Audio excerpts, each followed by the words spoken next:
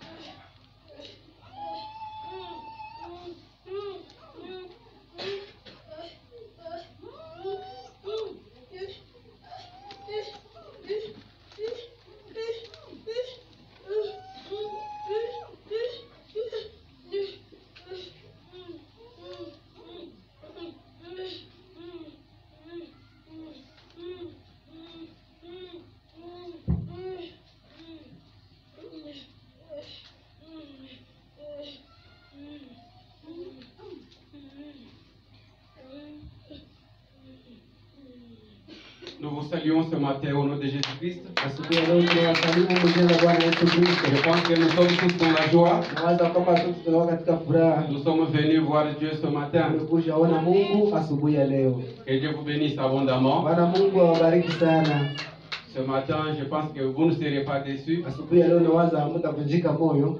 Jésus-Christ sera au rendez-vous. Yesu Kristo atakuwa kwenye andiko. Soyez vraiment convaincus ce matin. Basi mhakikishwe asubuhi ya leo. Ça ne se fait pas par hasard. Haifanyika kwa kubahatisha.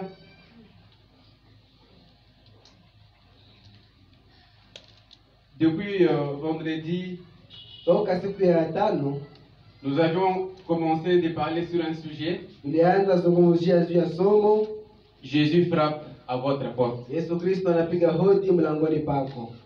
J'avais déjà préparé à ce que ce matin, aujourd'hui, Nilikuwa nimetayarisha ili asubuhi ya leo nous puissions continuer avec ce sujet. tuweze endelea na ile somo, Mais c'est ce matin, lakini ni hii asubuhi tu avant que je ne vienne ici, mbele nikuje hapa, je sentais que les choses commençaient à changer. nilikuwa nahisi ya kwamba vitu vilianza badilika, Que je devais parler sur quelque chose d'autre. ya kwamba ningelipenda kuzungumzia kitu kingine. C'est ainsi que je me suis tellement abandonné à Dieu. Ndio hivi nikashitolea sana, nikajiachilia kwa Mungu. C'est pourquoi c'est lui seul qui va nous parler aujourd'hui. Ndio kwa maana ni yeye mwenyewe ndio atakuzungumzia Moi, asubuhi je ya n'ai leo. rien préparé. Mimi sikutayarisha kitu, J'ai pris seulement ce que je peux, nilikamata tu ile ambayo ninaweza kamata, pourvu que Dieu seul nous parle ce matin. ili Mungu yeye mwenyewe aweze Est-ce que vous aussi kutuzungumzia. vous êtes attendu à Dieu? Je, nanyi pia mlijingojelea kwa Bwana? Si vous vous attendez à lui, Kama mlijingojelea kwake, sûrement il viendra vous répondre. kwa kweli atakuja na Il kukujibia, viendra vous parler. atakuja kuzungumzia, Parce que c'est lui seul qui a un mot à dire. kwa sababu ni yeye mwenyewe ndio anakuwa neno la kusema. Les mots de ma part n'apporteront rien. Maneno za kutoka kwangu hazitaleta kitu. Un seul mot de la part de Jésus, Neno moja toka kwa Yesu Kristo ça va changer les choses. itabadilisha mambo yote. Voilà pourquoi je me suis abandonné à lui, Nasema kwa nini nikajiachilia kwake, pour que lui seul puisse vous parler. ili yeye mwenyewe aweze kuwazungumzia. C'est lui seul qui donnera la solution. Ni yeye mwenyewe ndio ataleta suluhisho. Le sujet sur lequel nous étions en train de parler n'était pas aussi mauvais. Somo ambalo tulikuwa nazungumzia pia haikukuwa mbaya. J'ai compris seulement que Dieu veut nous amener à quelque chose d'autre ce matin. Nikaelewa kwamba Mungu alipenda atulete kwa kitu kingine. Comme nous nous sommes abandonnés, Jinsi tulijiachilia, nous lui faisons encore confiance. tunangali na mtumainia tena. Nous savons que lui, il est Dieu. Tunajua kwamba yeye ni C'est Mungu, lui qui inspire. yeye ndiye anapulizia. S'il veut passer un message à quelqu'un ce matin, Kama anapenda alete ujumbe kwa mtu asubuhi ya leo, voilà pourquoi nous nous abandonnons seulement à lui. nasema kwa nini tunajiachilia tu kwake, Que lui puisse nous mettre de côté yeye mwenyewe aweze kututia kando et qu'il parle à lui-même. na aweze kusema yeye Que mwenyewe. Dieu vous bénisse. Bwana Mungu awabariki. Nous allons nous lever. Basi tutasimama, Nous allons prendre nos Bibles tutakamata Biblia zetu dans le livre de Luc, katika kitabu ya Luka, Luc chapitre 1er, Luka sura yake ya kwanza.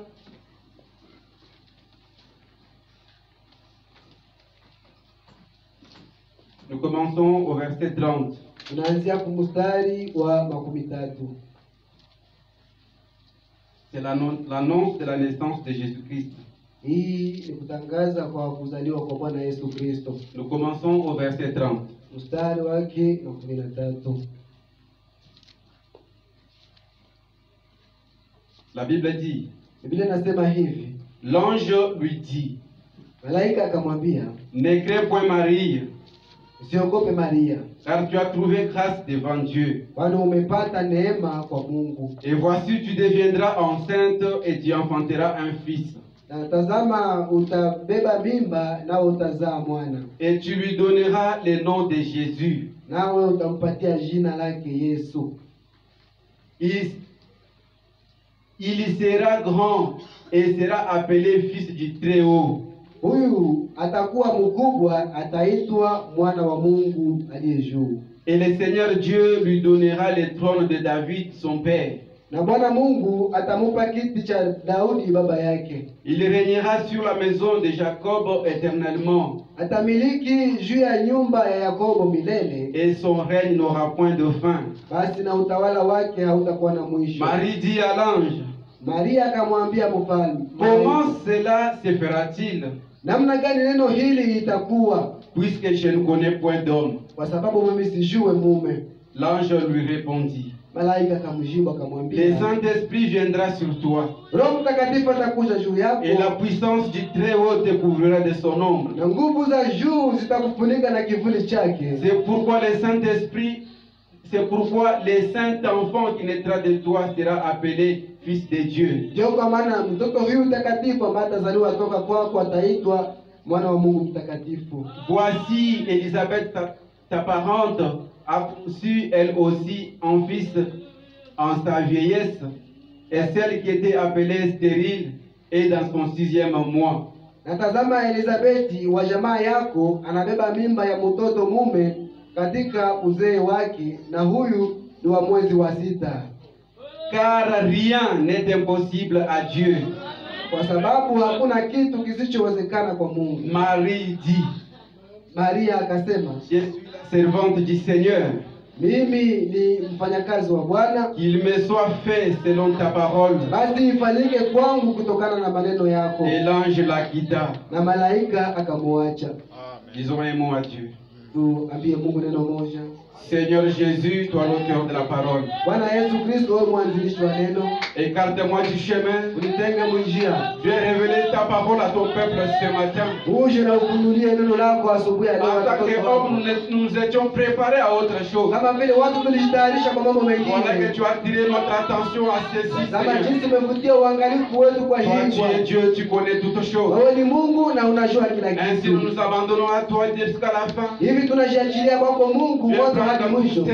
tout dit toi entre tes saintes mains. Uje ukamate hii jevu katika mikono yako Que ta takatifu. sainte présence soit ici tangible. Utakatifu wako na uwepo wako uwe hapa. Nous te confions la scène. Tunakutolea yote. Viens nous parler ce matin. Uje na utuzungumzie asubuhi ya Une leo. seule parole de toi, c'est ce qui donnera la vie. Neno moja toka kwako ndio italeta Nous nous uzima. abandonnons à toi, Seigneur Jésus. Tunajiachilia kwako Bwana Yesu Viens Kristo. alors nous parler. Uje na utuzungumzie. Viens confirmer ta Na parole. uje na udhibitishe Je ne neno peux lako. jamais sortir de toi et revenir sans effet. Hakuna mtu anaweza kuja Tu kwako na connais la arudi raison kile pour kitu. laquelle tu as inspiré, Seigneur. Unajua shabaha ambayo niache Nous upulizie nous Bwana. abandonnons maintenant entre tes Hivi mains. tunajiacha katika mikono yako Depuis takatifu. à la fin de ce service, Mwanzo hadi mwisho wa hii kazi. prends tout sous ton contrôle. Ukamate yote chini ya uongozi Au wako. nom de Jésus-Christ. Mjina la Bwana Yesu Kristo. Amen. Amen.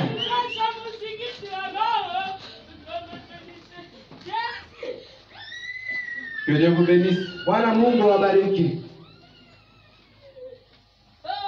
Marie, dans cette histoire que nous venons de lire, Maria katika hadithi ambayo tumetoka kusoma, Marie a cru à l'impossible. Maria akaamini kwa ile kitu isichowezekana. Frère Branham raconte quelque part, Ndugu Branham anazungumza nafasi fulani.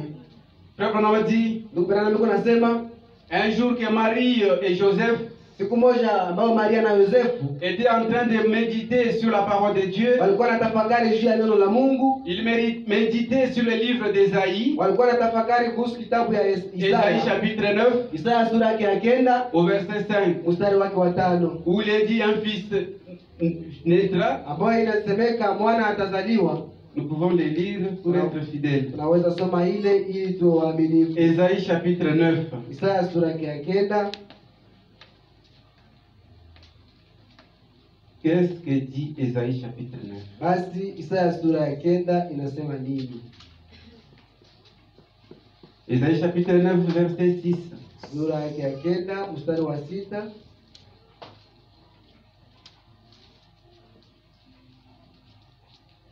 Verset 5. Mstari wa 5. La Bible dit, Biblia inasema car un enfant nous est né, na mtoto amezaliwa, un fils nous est donné, mtoto tumemupewa, et la domination reposera sur son épaule. na utawala utadumu juu ya mabega yake, On l'appellera admirable, naye watamuita anayestahili, conseiller Dieu puissant, mshauri, Mungu mwenye nguvu, Père éternel, Baba wa Prince de la paix. milele, mfalme wa amani. Alors que Marie était en train de méditer sur cette écriture, Ijapokuwa Maria alikuwa na tafakari juu ya andiko, une vierge devait concevoir devoir. mabikira angelipasha beba mimba. Quand elle a vu dans la Bible, Wakati aliona katika Biblia, chaque fois que l'ange descendait, kila mara wakati malaika alikuwa quand Dieu anashuka, parlait à son peuple au moyen d'un ange, wakati Mungu alikuwa anazungumzia taifa lake kupitia malaika, la parole de l'ange s'accomplissait toujours. ile maneno ya malaika alikuwa anatimia kila mara. Et elle était en train de méditer. Naye alikuwa anatafakari, C'était avec son fiancé Joseph. alikuwa na mchumba wake Yusufu, Et cela avait attiré tellement son attention. na ile ilikuwa imevutia sana uangalifu La wake. Bible dit, une vierge conçue. Biblia ikasema bikira atabeba mimba. Par quelle magie? Basi ni kupitia uchawi gani? Mais elle se disait, Lakini ilikuwa inasemeka tu comme c'est Dieu qui a dit, jinsi Mungu ndio alisema, elle avait une certaine conviction dans son cœur. alikuwa na uhakika katika moyo wake, Comme c'est Dieu qui a dit, jinsi ni Mungu ndiye ça amesema, finira par s'accomplir. itafikia tu kutimia. Ainsi, elle marchait, elle était partie à la rivière. Hivi alitembea akienda Elle kwenye était en mto, train de chercher de l'eau na alikuwa anatafuta maji qu'elle pouvait utiliser à la maison. ambayo alipasha tumikisha Et nyumbani. d'un coup, Kwa ghafla hivi elle a vu une lumière. akaona nuru kubwa. L'ange était là. Malaika alikuwa pale. L'ange lui a dit, Malaika akamwambia, tu enfanteras un enfant. utazaa mtoto. Souvenez-vous que Marie n'était pas encore mariée. Kumbukeni ya kwamba Maria alikuwa Elle hayaolewa, était juste fiancée à Joseph. alikuwa tu mchumba kwa Ils ne Yosefu, vivaient pas encore ensemble. nao walikuwa hawaishi bado pamoja. Alors que Marie était en train de méditer sur l'écriture que nous venons de lire, Ijapokuwa Maria alikuwa anatafakari kuia andiko ambayo tumetoka kusoma, l'ange est descendu. malaika akashuka Il lui a dit que tu enfanteras un fils. akamwambia kwamba utazaa mwana, Tu lui donneras le nom de Jésus. nawe utampatia jina lake Yesu. Marie n'a pas douté. Maria hakushakia hata Elle a kidogo. posé une question à l'ange. Akauliza malaika, Comment cela sera-t-il possible? namna gani ile Car itawezekana? je ne connais pas encore d'homme. Kwa sababu mimi siyajua bado mwanaume. Dieu a dit quelque part, l'ange a dit quelque part, Malaika akasema fasi fulani, que rien n'est impossible à Dieu. hakuna kisichowezekana kwa C'est Mungu. la réponse que l'ange avait donnée à Marie Ni ile jibu ambayo malaika aliambia à la Maria question comment cela peut-il être possible. kwa ile swali, namna gani hii itawezekana? Quelqu'un qui n'a pas encore connu de Marie, Mtu ambaye hayajua mume, mais on lui dit qu'elle deviendra enceinte. lakini wanamwambia kwamba yeye atabeba mimba. Ça ne s'était jamais passé. Vile vitu vilikuwa haviyafanyikanaka, C'est impossible. haviwezekane kwanza, Ça ne peut pas se faire. na haviwezi fanyikana, Ça ne peut pas se faire. haviwezi kuwa. Mais Marie, Lakini quand on lui Maria a parlé de cette affaire, wakati walimzungumzia juu ya ile jambo, elle a cru dans son cœur. akaamini katika moyo wake, Elle ne s'est pas posé de questions. naye hakujiswali, Elle a seulement dit, akasema tu comme c'est l'ange qui a parlé, jinsi ni malaika ndiye amesema, comme c'est Dieu qui a dit, jinsi ni Mungu ndiye amesema, ça va s'accomplir. vitafanyika. Rien n'est impossible à Dieu. Hakuna kitu kisichoshindikana kwa Ce Mungu. matin, nous allons parler, Asubuhi ya leo tutazungumzia l'impossible n'existe pas. kitu kisichoshindikana hakikuachi. Si tout est possible à Dieu, Kama yote inawezekana kwa Mungu, si rien n'est impossible à Dieu, kama hakuna kitu kisichoshindikana kwa nous Mungu, pouvons aussi dire basi tunaweza sema pia que l'impossible devant Dieu n'existe pas. hakuna kitu ambacho hakiwezi kushindikana kwa Mungu. L'impossible devant un fils de Dieu n'existe pas. Kitu kisichoshindikana mbele ya mtoto wa Mungu Tout ce hakikuachi. que Dieu dit, c'est possible. Yote ambayo Mungu anasema inawezekana. Un jour, un homme était sur la terre, c'était Josué. Mtu mmoja alikuwa duniani, Alors qu'il était en guerre, à son poste de devoir, wakati alikuwa kuna nafasi yake ya kazi, il était en train de combattre. alikuwa anapigana Ils étaient des enfants de Dieu. nao, walikuwa watoto wa Mungu. Alors que la journée déjà était en train de tomber. Japokuwa usiku ulikuwa unaanza La ingia, soirée, la journée était à sa fin. mchana ilikuwa imefika mwisho wake, La nuit s'approchait déjà. usiku ulikuwa Et unakaribia il sasa, n'avait pas encore eu la victoire. nao walikuwa hawayapata ushindi. Josué a arrêté le soleil. Yoshua akashimamisha jua. Tout est possible à celui qui croit. Yote inawezekana kwa yule ambaye Il n'y a anaamini. point de possible devant un fils de Dieu. Hakuna kitu kisichoshindikana kwa mbele ya mtoto wa Le fils Mungu. de Dieu, c'est un créateur. Mtoto wa Mungu ni muumbaji. Dieu a placé en lui un pouvoir. Mungu ametia ndani yake mamlaka fulani, Il n'est pas n'importe na qui. yeye haizuru mtu gani. Voilà pourquoi Marie avait cru cela. Tazama kwa nini Maria aliamini ile. Rien n'est impossible à Dieu. Hakuna kisichoshindikana kwa Mungu. Si Dieu vous a déjà parlé un jour, Kama Mungu alishakuzungumzia siku si Dieu moja, vous a déjà parlé un jour, kama Mungu alishakuzungumzia siku moja, si vous êtes convaincu que c'était Dieu qui vous avait parlé, kama unahakikisha kwamba ni Mungu ndiye anakuzungumziaka, ça va s'accomplir. itatimia tu. Rien n'est impossible devant notre Dieu. Hakuna kitu kisichoshindikana mbele ya Mungu. Si Dieu vous a déjà parlé une fois, Kama Mungu ashakuzungumzia mara moja, si vous l'avez déjà vu na kama accomplir des miracles, umeona akitenda miujiza, si vous l'avez déjà vu changer de circonstances, kama ushakamuona anabadilisha majambo, ce matin, asubuhi ya leo tena, ce Dieu-là est encore capable. ule Mungu ana uwezo tena. Rien n'est impossible à notre Dieu. Hakuna kisichoshindikana kwa Mungu. Si vous l'avez accepté dans votre vie, Kama ulimkubali ndani ya maisha si yako, vous lui avez confié toute votre vie, kama ulimtolea maisha yako yote, l'impossible n'existe pas même devant vous. kisichoshindikana hakiko hata mbele Tout yako. tiendra, tout ce que vous prononcerez, Yote ambayo utatamka hivi ça va s'accomplir. itatimia, Parce que vous êtes un petit Dieu. kwa sababu wewe uko Mungu mdogo. C'est pourquoi ce matin, Ndio kwa maana asubuhi ya leo j'ai vraiment besoin de votre kwa attention. kweli na haja ya uangalifu wenu. Nous nous abandonnons seulement à Dieu. Tujiachilie tu kwa Mungu, Que lui seul vienne nous confirmer sa parole. na yeye mwenyewe awijie na Que atuthibitishe c'est neno lui qui lake, inspire. kwa sababu yeye ndiye Ça ne anapulizia. vient pas de nous-mêmes. Haitokee kwetu sisi Nous wenyewe, nous abandonnons seulement à lui. tunajiachilia tu kwake. Frère Branham a dit, Ndugu Branham anasema hivi, Frère Branham a dit quelque part, ndugu Branham anasema hivi fasi fulani dans la prédication, l'attitude et qui est Dieu. katika mahubiri, hali na Mungu ni nani, L'attitude et qui est Dieu. anga na Mungu ni nani. 15 octobre 60. 15 Oktoba 50 Paragraphe 12. ukurasa wake 12. Frère Branham a dit, Ndugu Branham anasema hivi, il parle de Josué. anazungumzia juu ya Yoshua. Josué a arrêté le soleil. Yoshua alisimamishaka jua. Est-ce vrai? Je, ni kweli? Est-ce que Josué avait arrêté le soleil? Je, Yoshua alisimamishaka jua? Ok. Ndio. Est-ce vrai? Je, ni kweli? Frère Branham continue. Ndugu Branham anaendelea.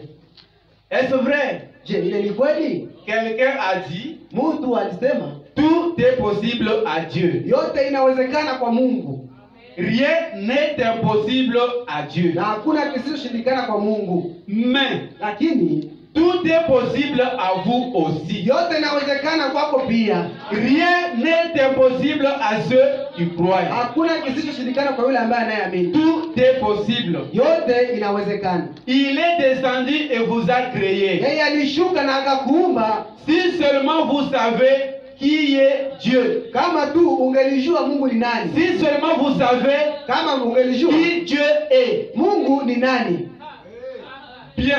vema. J'ai craint que l'Église n'ignore son autorité. Naogopa kanisa isahau mamlaka yake. J'ai craint que les hommes nés du Saint-Esprit ne soient inconscients de leur autorité. Naogopa watu ambao wamezaliwa na Roho Mtakatifu wasitambue mamlaka yao. Là où l'autorité que Dieu a donnée à son Église. Mahali ambapo mamlaka ile ambayo Mungu alipatia kanisa lake. Je vous donnerai les clés du royaume. Nitawapatia funguo za ufalme. Tout ce que vous lierez sur la terre sera lié dans le ciel. Yote ambayo mtafunga hapa duniani na mbingu itafungiwa. Tout ce que vous délierez sera délié. Yote ambayo mtafungua nayo itafunguliwa. Je vous donne le pouvoir sur les serpents Basi nawapatia mamlaka juu ya nyoka et sur toutes sortes de maladies na juu ya kila aina yote ya magonjwa et sur tout. na juu ya yote, Et rien ne vous fera du mal. na hakuna kitu ambacho kitawafanya vibaya. Exercez votre foi. Basi mutie katika mazoezi imani yenu, Déliez-la. muifungue. La foi se trouve bloquée quelque part. Imani imejikuta imefungwa. La Bible dit, Biblia inasema si vous avez la foi, une petite foi, kama unakuwa na kaimani ka kidogo, même comme un grain de s'élever, kama vile mbegu ya haradali, la foi que vous avez imani là, ambayo unakuwa nao pale, vous avez le pouvoir unakuwa na mamlaka de yote créer 10 000 mondes ya kuumba dunia et elfu y kumi habiter. na kuishi mule ndani. Si vous avez juste une petite foi, Kama unakuwa tuna kaimani ka kidogo, Josué en son temps, Yoshua kwa wakati il wake était en train de combattre. alikuwa anapigana, Il n'avait pas encore eu la victoire. naye alikuwa hayapata bado ushindi. Le soleil s'est couché Jua déjà. ilikuwa inaanza lala, Il s'est dit, akajiambia si la nuit tombait, mara hiyo kama usiku je n'aurais pas unaingia le contrôle. sitapata uongozi Il wote. s'est dit. Hapa akajiambia Où est-ce sasa qu'il avait lu? nini ndio alisoma. Josué avait lu où? Yoshua alisomaka wapi? Il avait lu où? alisomaka wapi Yoshua? Il a compris ce qu'il était. Akaelewa tu kile ambacho alikuwa, Il a arrêté les naye soleils. akashimamisha jua. Les soleils s'élèvent, Dieu a créé comme ça. Jua ikashimama, Mungu aliumba hivi. Un homme s'est levé. Lakini mtu mmoja akashimama Il hivi, a dit les soleils arrêtent-toi. akasema jua shimama Les sasa, soleils s'est arrêté. na jua ikashimama. Josué là Yoshua pale était sous le sang des boucs et des taureaux. alikuwa chini ya nyama ya mbuzi na ng'ombe, Mais nous ici, lakini sisi hapa le sang d'un rédempteur, damu ya mkombozi, le sang de celui qui n'avait pas connu le péché. ya yule ambaye alikuwa hajua hata dhambi. Christ est venu, Christ Kristo a libéré. alikuja naye akatufungua. C'est nous qui sommes les plus privilégiés. Sisi ndio tunakuwa na majaliwa mengi sana. C'est nous qui devrions comprendre ce que nous sommes. Sisi ndio tungelipasha elewa kile ambacho tuko. Josué en son temps. Yoshua kwa wakati wake, Alors que tout ce qu'il accomplissait dans son temps, ijapokuwa yote ambayo alikuwa anatimiza kwa wakati wake, il entrevoyait les choses qui devaient arriver au temps de la fin. ilikuwa inaonyesha vitu ambavyo vingelipasha fika kwa wakati wa Dieu mwisho. par sa grâce Mungu kupitia neema lui yake ouvrait une petite fenêtre. alikuwa anamfungulia dirisha Il kidogo, voyait les choses qui se passeraient au temps de la na fin. alikuwa anaona mambo ambayo yangepitika kwa Et wakati wa quand mwisho. il voyait ces Na choses-là, wakati alikuwa anaona ile mambo ile, cela lui donnait la foi. ile ilikuwa inampatia imani. C'est pourquoi il pouvait se tenir là et Ndio dire, kwa maana angeweza kusimama pale na le kusema soleil arrête-toi. jua shimama, Le soleil na s'arrêtait. jua ilikuwa na shimama. Il connaissait ce qu'il était. Alikuwa anajua kile ambacho Maintenant alikuwa. au temps de la fin, Sasa kwa wakati wa où mwisho toutes les promesses sont accomplies, ambao ahadi zote où zimetimia, le Dieu de la Bible ambao Mungu wa Biblia est descendu aujourd'hui. ameshuka leo Il sasa, est entré dans les hommes. ameingia katika Au watu, point que l'homme et Dieu,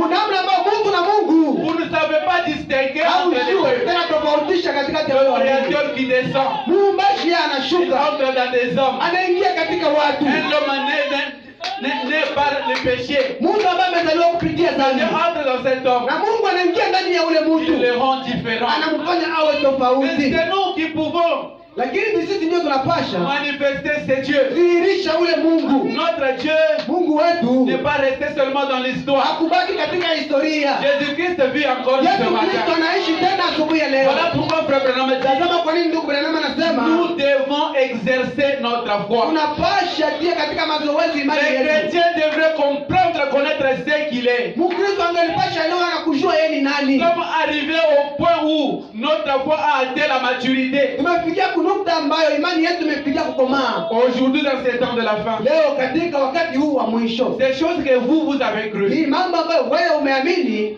personne ne peut les accepter. hakuna mtu ambaye anaweza zikubali. On les rejette. Wanajitupilia tu. Amener aujourd'hui un homme, un mortel, Ulete mtu wa kukufa leo, à croire à un autre mortel. kuamini na mtu mwingine mwenyewe anaweza Ce sont kufa. parmi les choses difficiles. Hivi ni vitu vya nguvu sana, Mais vous acceptez ces choses. lakini nyie mnaitika Et puis hivi vous restez la même personne. na kisha unabaki yule mtu. Jamais. Kamwe Nous sommes venus au temps tumekuja kwa wakati où notre foi doit être exercée. ambao imani yetu inapaswa Parce que la Bible dit, kwa sababu Biblia inasema si elle est trop petite, kama inakuwa kidogo comme sana, un grain de sénévé, kama vile kambegu kidogo ka même haradali, en parlant du grain de sénévé, hata kwa kusema juu ya mbegu ya haradali, ndugu Branham parmi tous les grains, anasema katikati ya mbegu zote la plus petite, mbegu ya kidogo sana c'est le grain de ni sénévé. mbegu ya C'est haradali. tellement petit Inakuwa ya kidogo au point sana que ça reste insignifiant. kwa namna inakuwa sawa vile haina maana, Mais la Bible dit, lakini Biblia avec inasema cette petite foi, pamoja na ile imani kidogo vous ile pouvez créer un nouveau monde. unaweza umba dunia mzima. De quoi avez-vous peur? Unaogopa nini basi? Le maître est avec vous. Kwa nini uko pamoja nawe? Marie a cru. Maria aliamini, Elle n'avait jamais entendu. naye alikuwa hayawahi Elle sikia n'avait kamwe. jamais vu de pareil. Alikuwa hayawahi kuona vitu kama Son vile. oreille n'avait jamais entendu. Sikio lake alikuwa hayawahi sikia Comment kamwe. quelqu'un Namna gani qui mtu n'a pas connu un homme ambaye hakujua mume peut attendre un enfant? anaweza pata mtoto? C'est impossible. Haiwezekane. Mais quand elle pouvait commencer à raconter aux autres, Lakini wakati angeliweza anza elezea lorsque wengine, l'ange lui avait parlé, wakati malaika alikuwa que amemzungumzia toi tu deviendras enceinte, kwamba wewe utazaa mtoto, tu donneras un fils. utabeba mimba na utazaa Marie a mtoto. cru. Na Maria Partout akaamini. où elle passait, Popote ambapo alikuwa anapita, elle disait à tout le monde, alikuwa anaelezea kila mtu, je donnerai un fils. nitazaa On mtoto. l'a considéré comme une folle. Alikuwa anamkamata kama vile mwendawazimu, Elle s'était ancrée à na Christ. alikuwa ametiwa nanga ndani ya Elle Kristo. connaissait les secrets. Alikuwa anajua Si siri. c'est Dieu qui vous a parlé, Kama ni Mungu ndiye il va kuzungumzia, te retenir sa Kwa parole. kweli atashikilia neno Dieu n'est lake. pas un homme. Mungu haiko Si mtu. l'homme vous a parlé quelque chose, Kama mtu alikwambia kitu fulani, c'est un homme, il peut faillir. ni mtu anaweza L'homme shindwa. est un être faillible. Mtu ni wa Mais kushindwa si tu. c'est Dieu, Lakini kama ni Mungu, comme Marie était convaincue, jinsi Maria alikuwa na uhakika, après avoir vu que c'était Dieu qui avait promis, ilisha kuona kwamba ilikuwa Mungu ndio aliahidi. Ésaïe 9, Isaya 9, un fils naîtra, mtoto atazaliwa, un enfant nous est né, mwana amezaliwa toka kwetu, un enfant nous est né, mtoto amezaliwa kwetu, un fils nous est donné. mwana tumemupewa. Elle était en train de méditer sur ça. Naye alikuwa na tafakari juu ya ile, Comment cela peut-il être possible namna gani hii itaweza qu'une wezekana vierge puisse concevoir? bikira aweze kubeba mimba.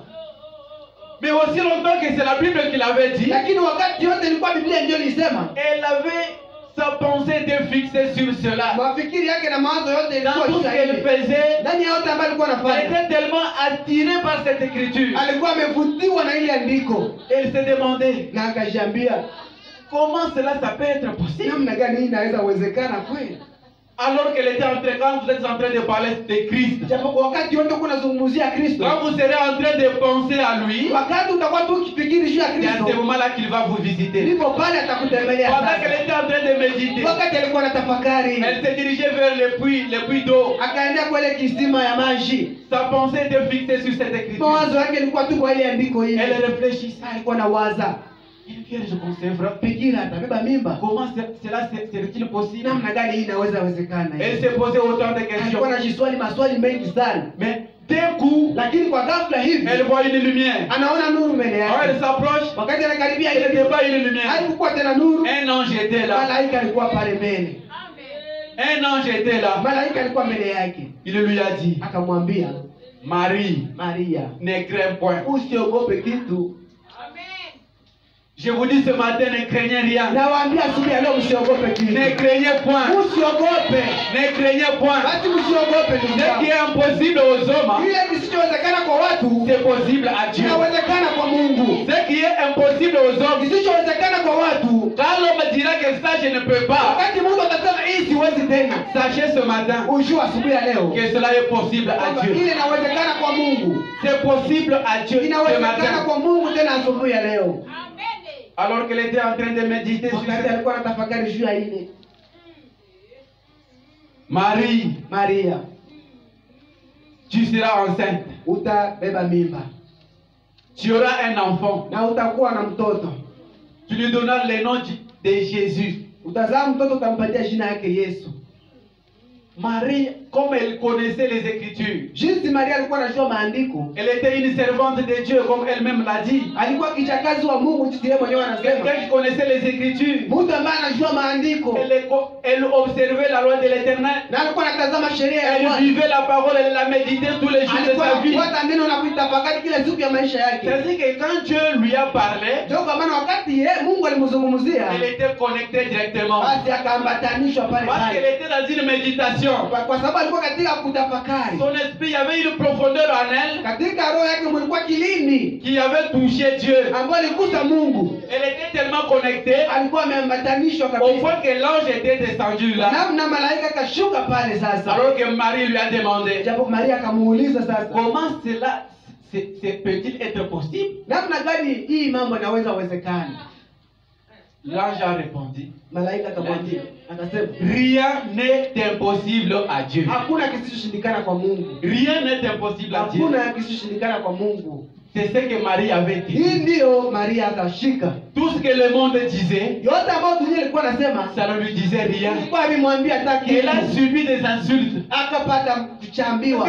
Est-ce que pouvez-vous vous imaginer? Je, unaweza fikiria kweli? Pouvez-vous prendre la place de Marie? Unaweza kamata nafasi ya Maria, Une jeune fille là, binti kijana tu qui pale, sait qu'elle va à l'église, anaendaka ukanisa, qu'elle sert Dieu, anatumikiaka Mungu, mais d'un coup vous la voyez enceinte. lakini kwa ghafla mnamwona tu amebeba Elle n'est pas mimba, encore mariée. hayaolewa, Et le marché elle disait aux gens, na alikuwa anatembea kunaambia watu, je suis enceinte. niko na mimba. L'enfant qui naîtra de mes entrailles, Mtoto ambaye atatoka c'est cet enfant là ni ule mtoto ule qui était promis dans la Bible. ndio aliahidiwa katika C'est Biblia. celui-là le Messie. Yule ndiye Mesia, C'est lui que nous attendons. yule ndiye tunangoya. Marie parlait de ces choses. Maria alikuwa anazungumzia ile C'était mambo, impossible aux yeux des hommes. kwa iwezekane kwa macho ya Elle watu, était en train de parler. na alikuwa anazungumzia ile mambo, En même temps, ça faisait la honte. na kwa ile tu ilikuwa anafanya Elle haya. portait même sa propre honte. Alikuwa anabeba haya yake yeye Elle mwenyewe, marchait. alikuwa anatembea. Personne d'autre ne pouvait prendre la place de Marie. Hakuna mtu mwingine mwenye angeweza kupata Personne ne pouvait la comprendre. Hakuna mwenye angeweza kumuelewa, Mais elle était connectée à quelque lakini chose. alikuwa amembatanishwa wa kitu Elle avait fulani. une certaine assurance. Alikuwa na uhakika moja fulani, Elle connaissait Dieu. na alikuwa anajua Mungu. Elle avait déjà eu une expérience avec Dieu.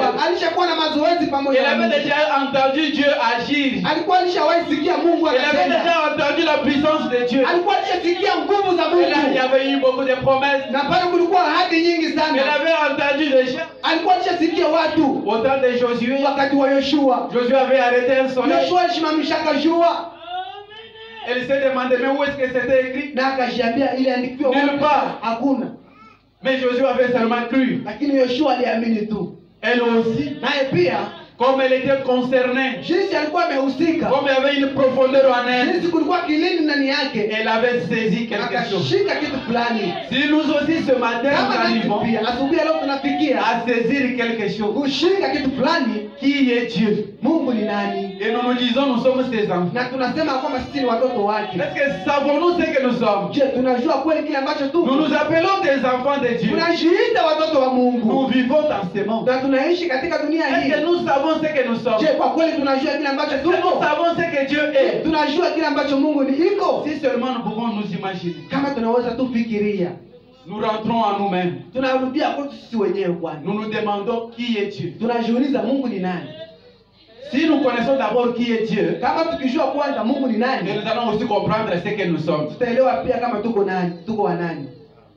Lisons Frère Branham, Tusome ndugu Branham, nous voulons comprendre quelque chose. tamani tuelewe kitu fulani.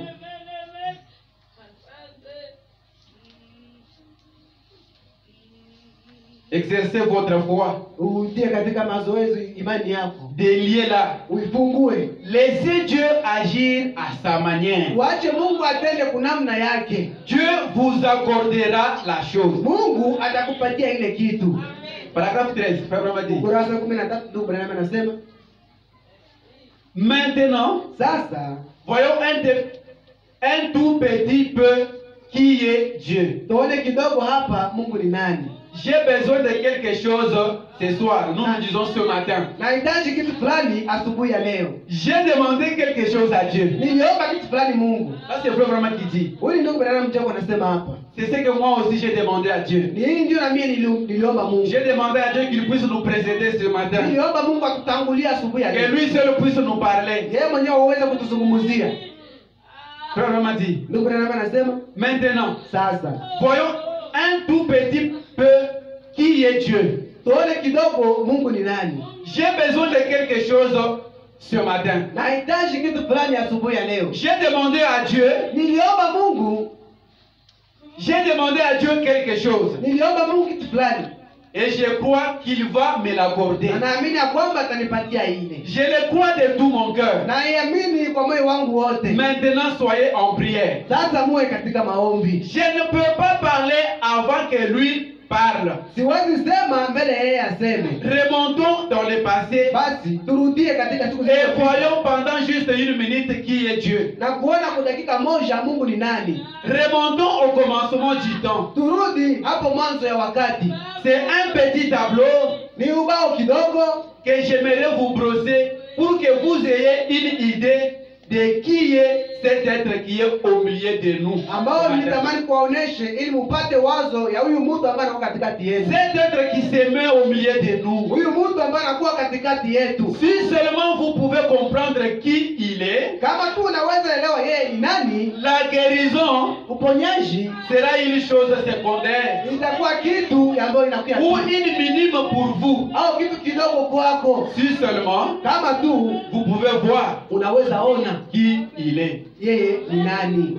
Dieu, Mungu c'est celui qui a créé tout ce que nous voyons. yeye ndiye aliumba yote ambayo tunaonaka. Au commencement, il n'y avait rien. Hapo mwanzo kulikuwa hakuna kitu. Les cieux étaient tout était informe. Il n'y avait aucune forme qu'on pouvait donner à la terre. Hakukuwa umbo ambao ungelipasha patia dunia. C'était dans une obscurité Ilikuwa totale. katika giza kamilifu kabisa. C'est lui qui a créé tout cet univers. Yeye ndiye aliumba hii yote ambayo C'est lui qui a tunaona. créé tout ce que vous pouvez voir. Yeye ambaye aliumba yote ambayo unaweza ona. C'est lui qui a placé l'homme sur la Yeye ambaye terre. aliweka mtu hapa duniani.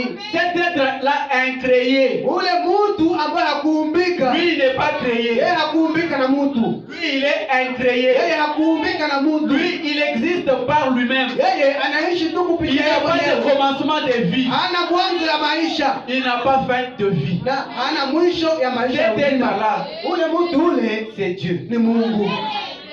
En dehors de lui, Kinyume yake il n'y avait rien d'autre. hakukuwa mwingine. C'est lui qui a tout créé. Yeye ndiye aliumba vyote. Lui, c'est Dieu. Yeye ni Mungu. Maintenant, ce matin, Sasa asubuhi ya leo, vous qui êtes là, nyinyi ambao mnakuwa vous hapa, êtes ses enfants. mnakuwa watoto wake. Maintenant, vous êtes ici. Sasa mko hapa, Supposez que vous êtes malade. tuwazia kwamba mmekuwa mgonjwa, Alors que vous êtes le fils de ce créateur. ijapokuwa uko mtoto ya yule muumbaji. Laissez-moi vous raconter d'abord une petite histoire. Acha niwaelezee hadithi moja kidogo. Croyez-vous le fils d'un certain président? Mnaamini mwana wa rais mmoja Alors qu'on a mis à votre disposition tous les privilèges du président. ametia mbele yako majaliwa yote ya rais. Il y a des maisons, des cargaisons, bon, tout ce qu'il faut pour vous, il y en a là-bas. Kuna kwamba nyumba, vitu vyote ambavyo inafaa kwako viko pale mbele yako. Et Na d'un coup, kwa ghafla tu on voit en train de pleurer. wanakuona huko nalia. Un serviteur s'approche de vous. Mfanyakazi mmoja Il anakaribia, vous demande, anakuuliza hivi, Monsieur, bwana, qu'est-ce qui ne va pas? nini ambayo haiendeki? En tout cas, j'ai besoin du pain. Wewe unahitaji Vous mkate, êtes en train de pleurer. uko nalia tu pale. Celui qui vous demande, c'est juste un esclave, un serviteur de celui qui est de votre père. Mwenyewe anakuuliza ni mfanyakazi wa baba yako. Maintenant, l'homme vous dit, Sasa yule mtu anakuambia hivi, est-ce que vous savez ce que moi je suis? je, wewe unajua kama mimi niko nani?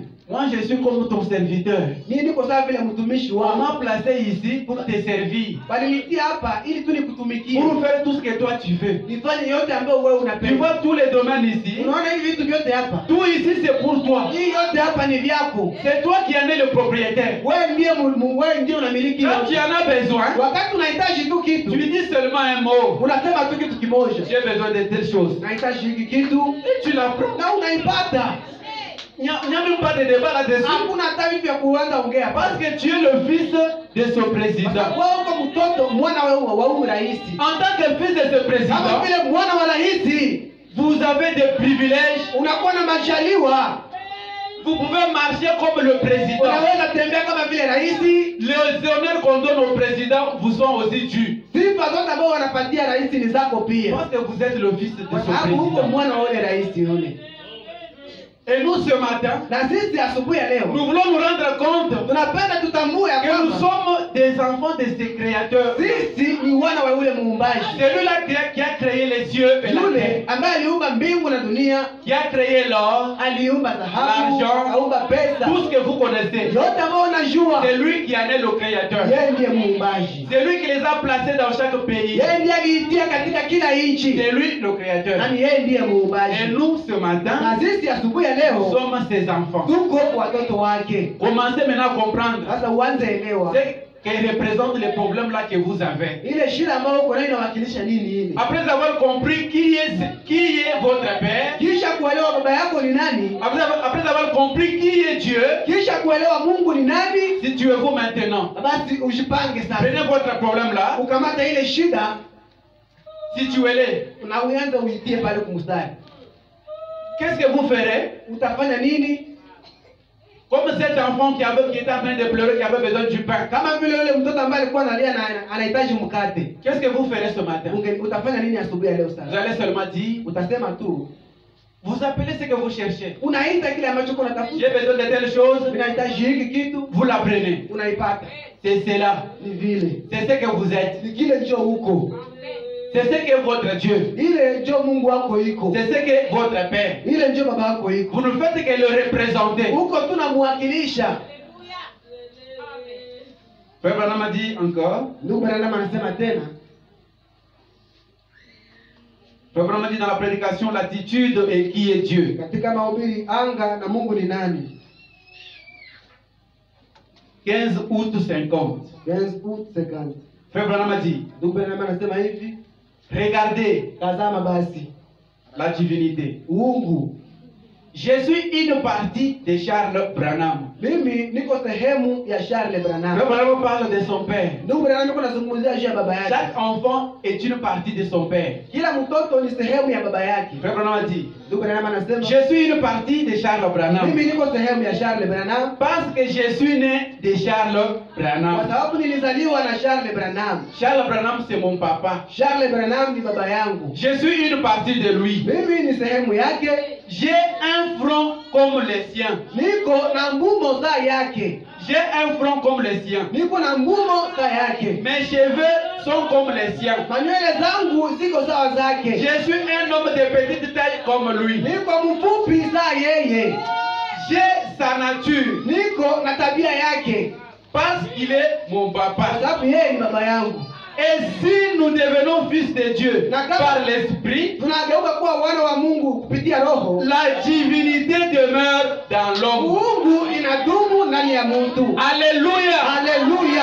Vous parlez alors des yeux aveugles Unazungumzia macho ya kipofu qui s'ouvrent. ifungulikane. Ce n'est pas un problème. Haiko shida. Ce sont des choses ordinaires. Ni vitu vya kawaida. Quand vous êtes devant un problème, Wakati unakuwa mbele ya shida, vous parlez et unasema la chose arrive. na kitu inafika. Le Branham dit, Ndugu Branham anasema, et si nous devenons fils de Dieu par l'esprit, na kama tunageuka kuwa watoto wa Mungu kupitia roho, la divinité demeure dans l'homme. Mungu unadumu ndani ya mtu. Alléluia. Haleluya. Vous parlez alors des yeux aveugles qui s'ouvrent. Unazungumzia macho ya kipofu ambayo yanafungulikana. Oh, on dit que rien n'est impossible à Dieu. Wanasema hakuna kitu kisichoshindikana kwa Mungu. Souvent les gens disent que rien n'est impossible à Dieu. Mara mingi watu wanasema hakuna kitu kisichoshindikana kwa Mungu.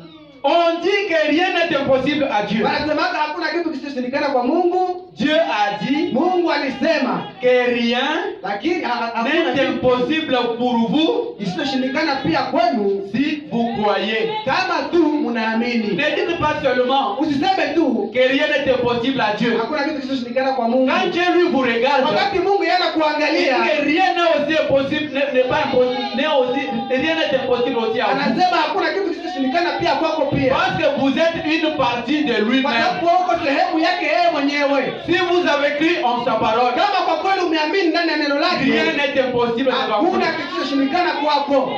Ce matin même ici, Asubuhi ya leo, considérez déjà les problèmes que vous avez là. kwanza angalia ile shida ambayo uko nayo. Mettez-les déjà dehors. Uitie pembeni, uitie nje. Ce que vous êtes maintenant, Sababu kile ambacho uko sasa, rien n'est impossible aussi à vous. hakuna kisichoshindikana pia kwako. Ne restez pas seulement à Dieu. Usibakie, usiachie tu Mais Dieu, Mungu. ce qui était en Dieu là, Na ile ambayo ilikuwa ndani ya Mungu Dieu ile, l'a ramené aussi en vous. Mungu alishaitia ndani Il yako. vous dit, Anakuambia sasa, rien n'est impossible à vous. hakuna kisichoshindikana pia C'est kwako. pourquoi mon sujet, j'ai dit, Ndio kwa maana somo yangu nasema l'impossible kisichoshindikana n'existe pas. hadi kwake. Tout ce que vous voulez, Yote ambayo wewe vous unapenda pouvez les créer. unaweza iumba tu hivi Par une parole, kupitia maneno tu, quelque chose peut venir. kitu fulani inaweza kusha. Les dieux même qui s'éteignaient jadis sur les strates mystiques de l'éternité, Mungu ambaye alikuwa anasimama zamani kwa ile mimbari ya Syria umilele, qui a déployé le monde de ses mains, ambayo alitoa dunia kutoka mikononi mwake qui a créé ces choses, na yakaumba hivi vitu, vous donne le privilège anawapatia majaliwa d'être son fils. ya kuwa wana wake. C'est lui qui a créé l'or, Yule ambaye aliumba dhahabu, l'argent, pesa, tous les minéraux que vous connaissez là. yote ambayo mnajua pale. Frère m'a dit, Ndugu Neema anasema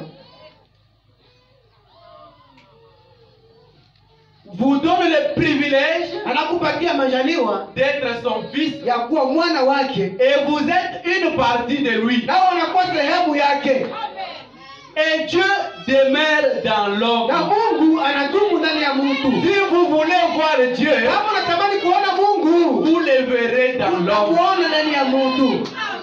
Dieu s'est tellement approché Mungu amekaribia sana au kabisa, point que nous pouvons le confondre à l'homme. kwa namna tunaweza mtofautisha, tunaweza Vous mtofautisha. pouvez le voir. Unaweza muona tu hivi, Il peut entrer dans un homme. anaweza ingia ndani ya Il mtu, vous amène tout ce dont vous avez anakuletea besoin. yote ambayo unahitaji, Mais vous pouvez le négliger. lakini unaweza mdharau Alors yeye, que c'est lui qui est venu à vous. japokuwa ni yeye ndiye amekuwa ndani yako. Ndugu Branham anasema, Et Dieu demeure dans l'homme. na Mungu anadumu ndani ya mtu, Et l'homme lui-même est la divinité. na Mungu yeye mwenyewe ndiye, na Mungu ndiye. Alléluia. Amen.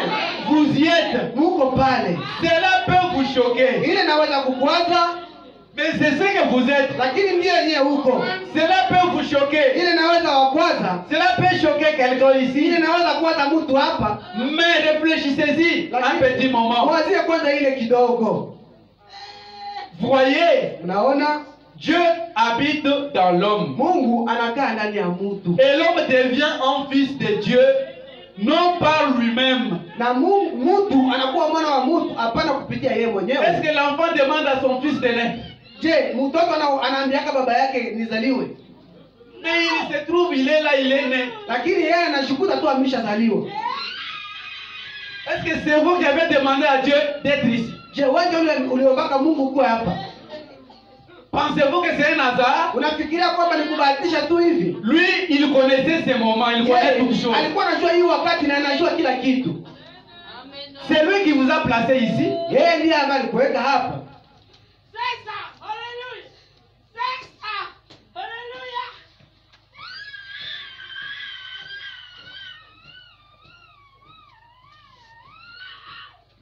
Oh. Eh. Alléluia.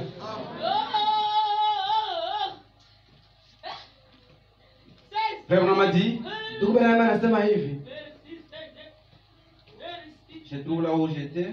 napata mahali ambapo nilikuwa, La divinité est dans l'homme. uungu inakuwa ndani ya mtu. Le Dieu même s'est tenu jadis sur les strates mystiques de l'éternité, Mungu ambaye alikuwa anaikala zamani kwa ile qui a déployé le monde de ses mains ya siri, naye akatoa dunia kutoka mikono et yake, qui a créé ces choses, naye akaumba hivi vitu vyote. vous donne le privilège d'être son fils. Anakupatia majaliwa kuwa mtoto wake, Et vous êtes une partie de lui. na wewe uko sehemu yake, Et Dieu demeure dans l'homme. na Mungu anakaa ndani ya mtu, Et l'homme lui-même est la divinité. na mtu yeye mwenyewe ni uungu. Alléluia. Amen.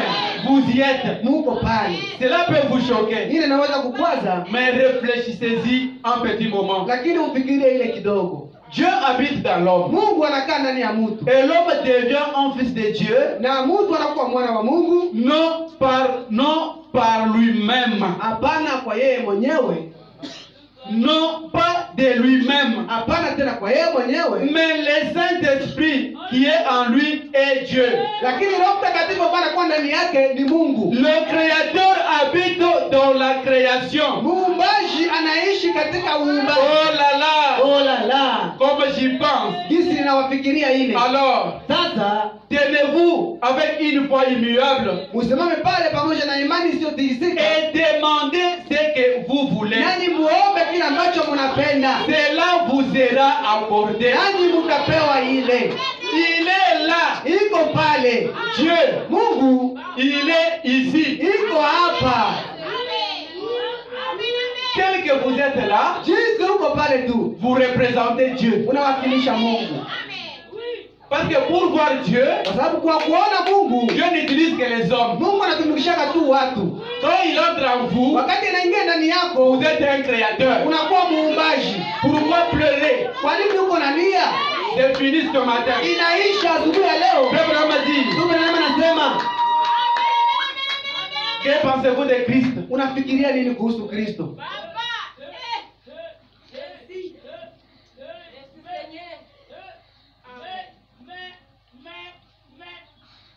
Le 30 septembre 1951, Le 30 septembre 1951, paragraphe 31, ukurasa wake makumi tatu na Frère moja. Branham a dit, Ndugu Branham anasema hivi, prouvez-moi scientifiquement c'est que la personnalité dans un homme. Basi mnionyeshe kisayansi utu ni nini ndani ya mtu. Il était en train de parler à un homme Alikuwa anazungumzia mtu qui disait que non, Jésus n'est jamais Dieu. ambaye alikuwa anasema Mungu haiko Mungu. S'il était Dieu, il ne pouvait pas naître dans une femme, des choses comme ça. Yesu haiko Mungu kama Parce que angekuwa Dieu n'a Mungu pas de angekuwa commencement. Mungu. Kwa sababu Mungu hakwake na mwanzo kwanza. Dieu n'a pas aussi de fin. Pia Mungu hakwake na mwisho. Le frère m'a dit, j'ai dit, Ndugu Branham anasema nikasema. prouvez-moi scientifiquement c'est que la personnalité dans un homme. Basi nionyeshe kwanza kisayansi ile utu ni nini ndani ya mtu. C'est impossible. Haiwezekani. J'ai dit, Nikasema la personnalité, utu, l'amour et toutes ces choses. upendo na vitu vile vyote. Dieu, Christ, Mungu, le Kristo, Saint-Esprit, les anges, Roho Mtakatifu wa malaika. toutes ces choses qui sont réelles, Mambo haya yote ambayo ni ya kweli ce sont des choses qui ne peuvent, ni mambo ambayo haiwezi que l'on ne peut pas prouver scientifiquement. ambayo hawezi thibitisha kisayansi. Lorsque Dieu a créé l'homme, Wakati Mungu aliumba mtu, il l'avait d'abord créé à sa propre image, kwanza alimuumba kwa mfano wake mwenyewe, laquelle est un esprit. ambayo ilikuwa roho. Ensuite, Kisha il a placé l'homme dans les 5 sens, akatia mtu katika hizi tano, non pas pour les manifester, hapana ili amuoneshe, non pas pour manifester Dieu à travers les 5 sens, hapana juu mtu aoneshe Mungu kupitia hizi tano, mais pour lui permettre d'entrer en contact avec sa demeure terrestre. lakini ili muruhusu auwe katika mazungumzo na vitu vya kuonekana vya dunia. La partie scientifique de l'homme, Sehemu ya kisayansi ya mtu, la vue, kuona, les goûts, kuonja, les toucher, kugusa, l'odorat, l'ouïe, harufu, kusikia, lui permettent seulement inamuruhusu tu d'entrer en contact avec sa demeure terrestre. kuingia na mazoezi pamoja na ile kudumu kwake hapa kwa dunia. C'est la partie intérieure de l'homme, Ile ndiyo sehemu ya undani wa mtu, laquelle est l'esprit, ndani yake mnakuwa roho qui entre en contact avec Dieu. ambayo inaingia na uhusiano pamoja na Mungu. La science ignore tout cela. Sayansi inasahau ile mambo yote. La science ignore tout cela. Sayansi inasahau na katala ile Et yote. les hommes mettent au point certaines choses et l'année suivante, ils sont obligés de modifier cela, Na watu wanasema vitu na mwaka nao kuja wanakataa tena, de retirer cela. wanavitosha tena. Mais la parole de Dieu Lakini neno la Mungu a été instaurée iliwekwa pale et établie éternellement. na ikatiwa pale milele, Elle n'a jamais été modifiée. haijawahi kama kubadilishwa. C'est la parole de Dieu Hii ni neno la Mungu éternellement. ya umilele, La même parole ile neno qui ile avait poussé Marie d'accepter. ambayo ilisukuma Maria kuitika. La parole de Dieu n'a jamais été modifiée. Neno la Mungu haijawahi kama badilishwa, C'est toujours le même Dieu. inakuwa ule Mungu tu kila mara. Toujours dans ses manœuvres. Katika kazi zake Il a créé l'homme aliumba mtu pour qu'il soit comme lui. ili awe kama vile yeye. Dieu n'a pas changé. Mungu hakubadilika kamwe, Il est toujours le même Dieu. yeye ni yule Mungu, Il accomplit la même chose. anatimiza ile mambo.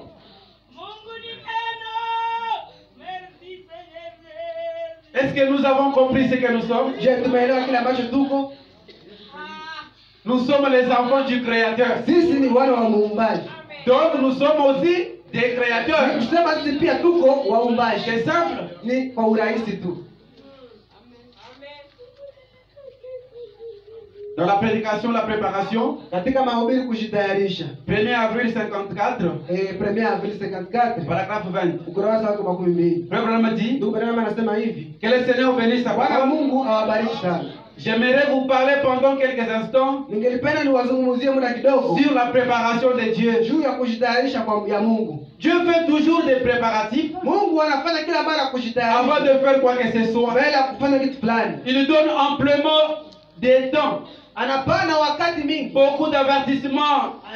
uharifio mingi, Alors que ceux qui rejettent cet amour, ijapokuwa wale ambao wanatupilia ile qui upendo consiste en un avertissement, ambayo inahusu il ne kuharifiwa, leur reste que le jugement. inawabakilia tu hukumu. C'est ce que nous avions vu. Ni hii ndio tuliona, Ils doivent subir le jugement wanapasha pitia kuhukumu avant que Dieu ne détruise le monde. mbele Mungu aharibu dunia. Avant que Dieu ne détruise le monde du temps de Noé, Mbele Mungu aharibu dunia ya wakati wa Noa, il a envoyé Noé avec une voix d'avertissement. alituma Nuhu na sauti ya uharifio. Il a averti les gens de fuir la colère qui devait venir. Naye akaambia watu, akaharibia watu kwa ile hasira ambayo ingelipasha kuja. Et l'avertissement, Na uharifio, la voix de l'avertissement était si contraire à l'église établie de l'époque. na sauti ya uharifio ilikuwa inaonekana kinyume na kanisa ya ile siku. Quand Dieu vous a déjà parlé quelque chose, Wakati Mungu acha kuzungumzia kitu fulani, tout le monde va vous s'opposer à vous. kila mtu atakupinga. Ça sera contraire à la chose normale, à tout le monde croit. Itakuwa kinyume ya kila kitu ambayo kila mtu anaweza Si amini. Dieu vous dit ce matin Kama Mungu asubuhi leo anakuambia que vous êtes guéri na kwamba umepona, et vous dites à quelqu'un, na unaambia mtu Dieu m'a déjà guéri, Mungu alishaniponya, la personne va vous dire, ule mtu atakwambia, mais tu dis que tu es guéri, tunasema mais je ne ushapona. suis pas toujours en train de tordre des douleurs. Sasa zingine unakuona uko nasikia Il va unaumwa, toujours vous s'opposer à vous. anapenda kila mara akupinge Comme tu. ça a été du temps de Noé. Sisi tulikuwa wakati wa Noa. Quand Dieu avait parlé à Noé, Wakati Mungu alizungumzia Noa, Noé connaissait comment Dieu lui parle. Noa alikuwa anajua namna gani Il Mungu était anamzungumzia. tellement convaincu Alikuwa na uhakika kabisa que les injures de tout le monde, ya kwamba machambo ya que kila tous les mtu, critiques kile kusengenywa kila ne lui ont mtu pas changé d'avis. haikumbadilisha mawazo C'est de la yake. même manière que ça s'est passé avec Ni Marie. vile vile ndio ilipitika pamoja na Maria, Les critiques viendront na matetano quand itakuja vous croirez en Dieu, wakati utaamini ndani ya Mungu, quand vous aurez une conviction en vous. wakati utakuwa na umehakikishwa ndani Les yako, gens viendront pour s'opposer à vous. watu watakuja ili wakupinge. Qu'est-ce que Frère Branham dit? Ndugu Neema anasema nini? Et l'avertissement, Na uharifio, la voix de l'avertissement était si contraire à l'église établie de l'époque sauti ya uharifio ilikuwa napingana na kanisa ile siku, que les gens se sont moqués de lui. na watu wakamchekelea, On s'était moqué de Noé wakachekelea Nuhu parce qu'il avait cru aux choses impossibles. kwa sababu yeye aliamini vitu Il avait dit aux visivyowezekana. gens Aliambia watu qu'il y aura une grande pluie. na kwamba mvua kubwa Or, à itanyesha. l'époque, Ijapokuwa kwa ile ça wakati n'était jamais passé. vilikuwa haviyafanyikaka, La pluie n'était jamais tombée. mvua ilikuwa haiyanyeshaka kamwe. Noé, parce qu'il était connecté à Dieu, Noa jinsi alikuwa ameambatanishwa na Mungu, Dieu lui a révélé la chose. lakini Mungu akamfunulia ile Comme il kitu. était convaincu, Jinsi alikuwa amehakikishwa, les autres ne pouvaient rien comprendre. wengine hawangeliweza elewa On kitu. pouvait les critiquer, Angeliweza les msengenya considérer comme un fou, na kumuona kama vile mwenda comme un wazimu, quelqu'un mentalement fou. kama vile mtu ambaye amekuwa mwenda wazimu kiakili, Il n'a pas tenu compte de tout cela. naye hakuhesabia vile vitu Mais vyote. lui, il connaît que Lakini yeye alikuwa anajua ya si kwamba Dieu a dit quelque chose, kama Mungu amesema kitu il fulani, l'accomplit toujours. anaitimiza kila mara. Comme Dieu n'échoue jamais, Jinsi Mungu ashindwake sa kamwe, parole ne peut jamais neno sortir lake haiwezi toka kamwe et rentrer comme la même. na irudie jinsi ilikuja. Quand Dieu sort sa parole, Wakati Mungu anatosha neno elle lake, s'accomplit. inatimiliaka. Rien ne peut lui être impossible. Hakuna kitu kisichoshindikana Rien kwake, ne peut empêcher cela de s'accomplir. hakuna kitu kinaweza zuia ile itimie. Le Seigneur avait dit qu'il ferait pleuvoir la pluie des cieux. Mungu alisema kwamba atanyesha mvua toka mbingu, Et il n'avait jamais plu, na mvua ilikuwa haiyanyeshaka kamwe, même pas la rosée du ciel, hata umande wa mbinguni avant ce temps-là. mbele ya ile wakati. Il n'avait jamais vu ce qui ressemble à la pluie. Kulikuwa hakuyawahi kuwa kitu ambacho kinafanana na mvua, Même la rosée du ciel n'était jamais tombée. hata umande wa mbingu ilikuwa haianguka Mais kamwe. Noé s'était réveillé un jour. Lakini Noa akaamuka, Il a dit aux gens, akaambia watu, Dieu m'a dit Mungu aliniambia qu'il y aura une grande ya pluie. kwamba mvua kubwa itanyesha, Prenez déjà des dispositions. basi mwanze panga vitu. Il s'était référé où? Wakaangalilia wapi? Déjà là demandé des signes. Wale watu walikuwa wanaomba kwanza alama, Montre-nous des signes. utuoneshe kwanza alama. Mais lui, il tenait à quelque chose. Lakini yeye alikuwa anashikilia kwa kitu Quand fulani. Dieu a déjà dit quelque chose, Wakati Mungu alishasema kitu ça fulani, va s'accomplir. inapasha timia. Dieu tient toujours sa Mungu parole. anashika kila mara neno lake. Dieu ne peut pas dire une parole aujourd'hui Mungu hawezi sema neno et leo demain il change. na kesho Comme haibadilishe. il était convaincu que c'était Dieu, Jinsi alikuwa amehakikishwa kwamba alikuwa Mungu, c'est pourquoi il avait tenu bon. ndio kwa maana akashika vema. C'est pourquoi Marie avait tenu Ndio bon. kwa maana Maria naye akashika C'est vema. pourquoi même vous aussi ce Ndio kwa maana matin, nanyi pia asubuhi ya si leo, vous croyez qu'il est toujours le même Dieu, kama mnaamini kwamba yeye ni yule vous Mungu, tiendrez aussi bon. mtashika vema pia. Avant que Dieu ne détruise le monde entier, il vient. Mbele Mungu aharibu ile wakati Du temps de Noé, ya wakati wa Noa, il avait envoyé une voix d'avertissement alituma sauti ya uharibio et il avait averti les gens de fuir la colère qui devait venir. na akaharibia watu wakimbie hasira ambayo ingelipasha kuja. Mais pourtant, Lakini hata hivyo il avait dit qu'il le ferait. alisema kwamba atafanya vile, Et c'est ça le fondement de son texte. na ile ndiye misingi ya barua yake. Quand on demandait à Noé, Wakati walikuwa wanauliza ce Noa, que tu dis là, ile ambayo tu unasema te réfères à quoi? huko naangalia wapi?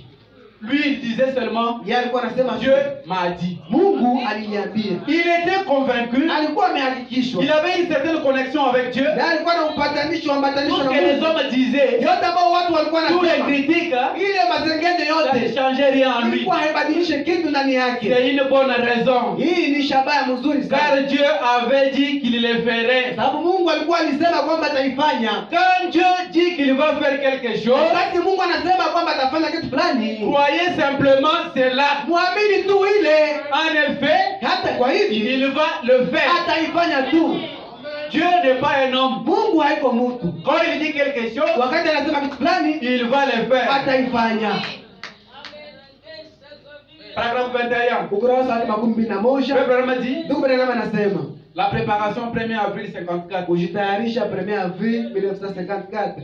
Le Branham dit, Ndugu Branham anasema hivi, si Dieu descend dans cette salle ce soir, kama Mungu akishuka katika jengo hii asubuhi ya leo, si Dieu descend dans cette salle ce matin kama Mungu anashuka katika jengo hii asubuhi ya leo, et dit, anasema il va pleuvoir demain, mvua itanyesha kesho, eh bien, vema, si j'allais n'importe où, kama ninaenda pasi fulani, je prendrais mon parapluie. ndakamata parapluie yangu, Ce serait facile pour moi d'emmener ces parapluies même si le soleil brillait donc très fort. itakuwa kwa urahisi kwangu nibebe tu ile parapluie hata kama jua itawaka sana. En effet, je sais Hata hivyo mimi najua qu'il va pleuvoir. ya kwamba mvua itanyesha. Et quand Dieu dit quoi que ce soit, Wakati Mungu anasema haizuru kitu gani, il va le faire. ataifanya tu. Et vous pouvez donc compter, Unaweza pia hesabia kwa hili, s'il dit, kama anasema ne plantez pas cette semaine. usipande mbegu zako Si hivi. vous avez déjà fait votre champ, Kama ushafanya shamba yako, vous avez déjà ushatengeneza, planté vos choses, unapenda upande vitu Dieu vyako, vous dit, Mungu anakuambia tu ne plantez pas cette semaine. usipande mbegu zako hii juma. Dieu vous dit, ne plantez pas cette semaine. Mungu anasema usipande hii juma. Il n'y aura rien qui poussera. Hakuna kitu ambayo itaota. Vous ne me verrez jamais planter une semence sous terre. Hautaniona kamwe nikipanda mbegu muudongo. En effet, Kwa hivi il me serait facile de croire ce que Dieu a dit. itakuwa kwa urahisi kuamini ile ambayo Mungu alisema, Et ce que Dieu dit, na ile ambayo Mungu anasema, et ce que Dieu dit, ile ambayo Mungu anasema il m'est facile de croire qu'il va le faire. ni kwa urahisi kwangu kuamini kwamba yeye ataifanya. C'est ce qui se passe aujourd'hui avec le ministère. Ni hii ndio kunapitika leo pamoja na huduma. Quand Dieu promet quelque chose, Wakati Mungu anaahidi kitu fulani, c'est pourquoi Marie a tenu bon. ndio kwa maana Maria alishika Elle vema. savait que quand Dieu lui parle, Alijua kwamba wakati Mungu il n'y a anamzungumzia rien qui peut me changer sa vie. hakuna kitu ambacho kinaweza mbadilishia Même mawazo si ce yake. monde me critique aujourd'hui, Hata kama yeye dunia inanisengenya leo, ils me donneront raison plus tard. watanipatia sheria siku Parce que je zinazokuja. connaissais ce Dieu-là. Sababu akijua ule Mungu Elle avait une connexion avec ce alikuwa Dieu-là. ameshaambatanishwa na ule Mungu. Rien ne tient devant lui. Hakuna kitu ambacho anaweza shikamana Tout ce pale que mbele lui yake. dit, c'est ce qui s'accomplit. Yote ambayo anasema ndio inatimia. Dieu n'a jamais failli. Mungu hawahi shindwa kamwe. Il a placé l'homme comme son représentant. Alitia mtu kama vile mwakilishi Et wake, l'homme, na mtu aussi longtemps que Dieu est en lui, wakati Mungu anakuwa ndani il ne yake peut pas faillir. hawezi shindwa. Il peut chasser tout ce qui se présente devant lui. Anaweza kufukuza yote ambayo inakuwa mbele yake Simple, d'une manière très simple. kwa urahisi tu. Frère Branham dit au paragraphe 61, Ndugu Branham anasema kwa ukurasa wa 61 dans la prédication Jaïris, katika mahubiri ya hilo 3 août 54, 3 août 54 paragraphe 61. ukurasa wa 61. Frère Branham dit, Ndugu Branham anasema eh bien, vema, il devait croire à l'impossible. Il parle de Jaïrus. anasema kwa juu ya Yairo angelipasha amini kwa kitu cha Jairus. Yairo. Yairo Avait quelqu'un malade chez lui. alikuwa na mtu ambaye alikuwa mgonjwa kwake. Frère Branham a dit, il devait croire à l'impossible. angelipasha amini kwa kile kitu kisichowezekana, Mais il croyait de toute façon. lakini hata hivyo alikuwa tunaamini, Peu importe combien c'était impossible. haizuru mara ngapi ile ilikuwa haiwezekane, Si Jésus avait dit cela, kama tu Yesu Kristo alikuwa amesema c'était ile, la vérité. ilikuwa kweli. Amen. Amen.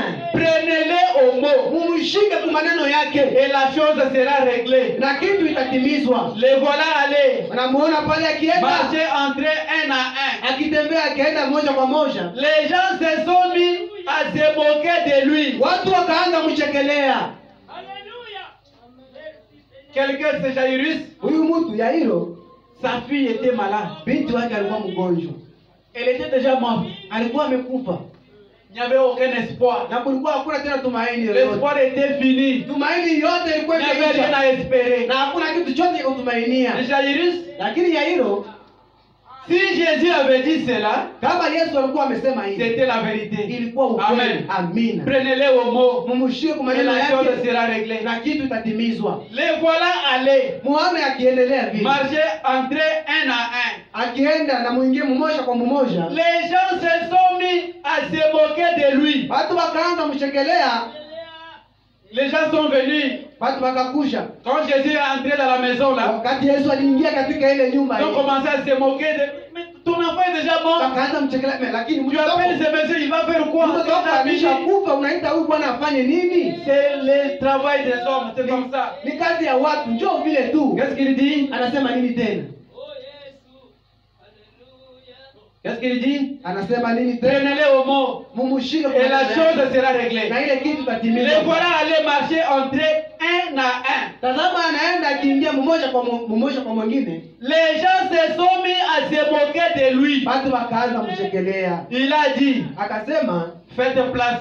basi mumpatie nafasi, Frère m'a dit, ou en d'autres termes, au kuna nafasi nyingine, restez calme. mubakie kimya. La femme n'est pas morte. Huyu binti hayakufa, La fille, elle n'est pas morte, elle dort. binti hayakufa, lakini amelala.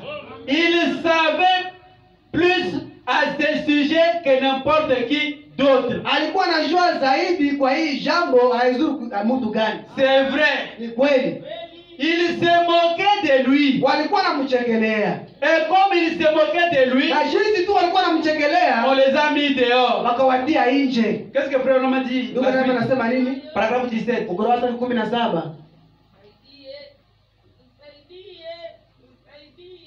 On les a mis dehors d'abord. Wakawatia kwanza nje.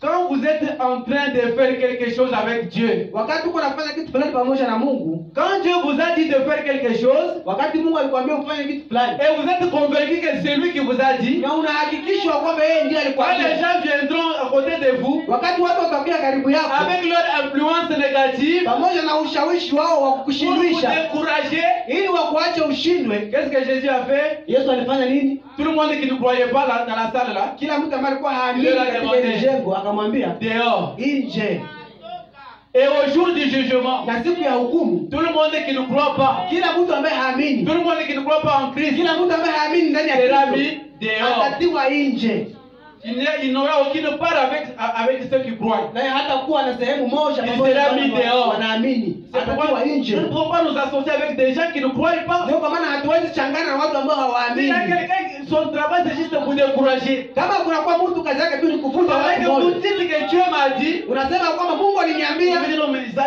vous savez, ce sont des imaginations. hii tu ni mawazo yako tu hii.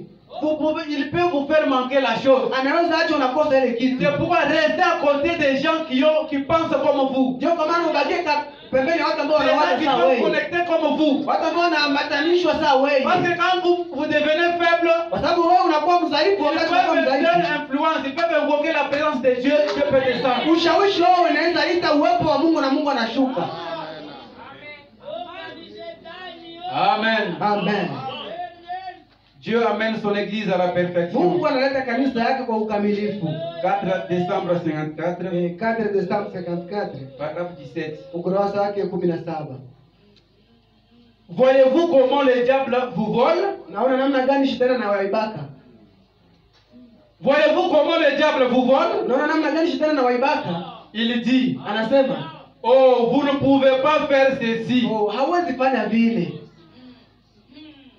Chaque fois que quelque chose vous dit en vous, Kila mara ambayo kitu fulani nakwambia ndani yako, que vous ne pouvez pas faire ceci, hawezi fanya vile. c'est le diable qui vient à votre porte. Ni shetani ndio anakuja kumlango yako. Il veut vous voler quelque chose qui est déjà devant vous. Akuibe kitu fulani ambayo iko mbele yako hivi.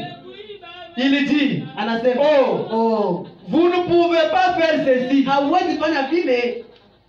Tout est possible à ceux qui croient. Yote inawezekana kwa yule ambaye anaamini. Peu importe ce que c'est, Haizuru ikuwe nini. vous êtes une partie de la divinité. Wewe uko sehemu ya uungu. Un fils de Dieu, Mwana wa Mungu, un serviteur, mtumishi, un fils ou une fille. mtumishi au mwana au binti. Eh bien, mon frère, Vema ndugu yangu, cela surpasse tous les anges, hii inapita wa malaika wote, les archanges et toute autre chose. wakubwa wa malaika, na haizuru kitu gani. Cela entre directement jusque dans la présence du potier lui-même. Hii inaingia pale pale katika uwepo wa mfinyanzi yeye mwenyewe.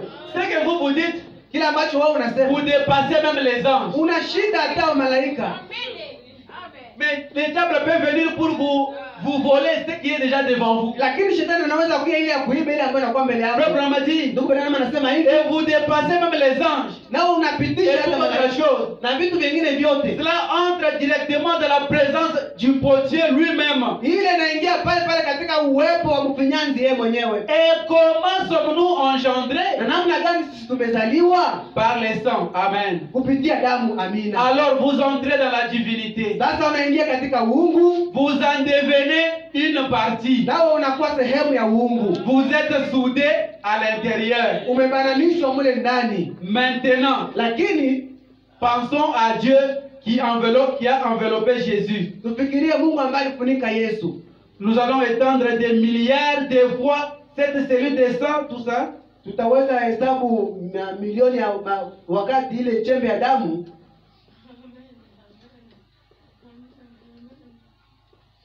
Frère Branham a dit Ndugu na mimi nasema que vous êtes une divinité. ya kwamba wewe uko uungu. Vous êtes une divinité. Uko uungu. La même puissance qui était en Christ, Ile nguvu ambayo ilikuwa ndani ya Kristo elle est en vous. inakuwa ndani yako.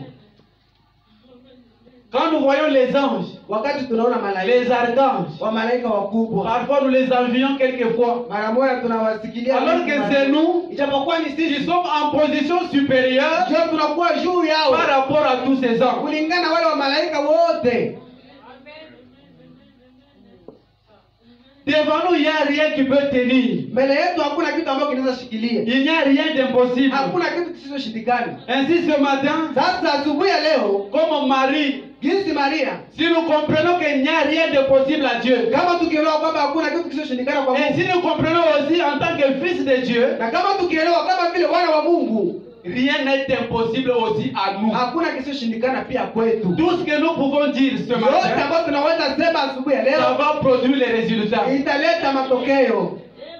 Nous venons de lire la parole. Tumetoka kusoma neno la Mungu, Nous avons montré comment Dieu est entré dans des hommes, tumeonyesha namna gani Mungu aliingia ndani ya watu, comment Dieu est représenté par l'homme, namna gani Mungu anawakilisha na Mungu, comment l'homme est devenu une namna divinité, gani Mungu amegeuka kuwa uungu, comment il a le pouvoir en lui namna gani anakuwa na mamlaka ndani de yake, pouvoir changer de circonstances, mamlaka ya kuweza badilisha de anga pouvoir maîtriser les situations. na kuweza kumilisha maanga zote. Comme nous avons compris cela, Jinsi tumeelewa ile mambo yote, nous allons nous mettre maintenant basi debout acha tusimame sasa pour agir maintenant, ili tutende sasa, pour exercer la foi qui est en ili nous, tutie katika matendo imani inayokuwa la foi ndani que yetu, Christ a placée en nous. ile imani ambayo Kristo aliweka ndani yetu.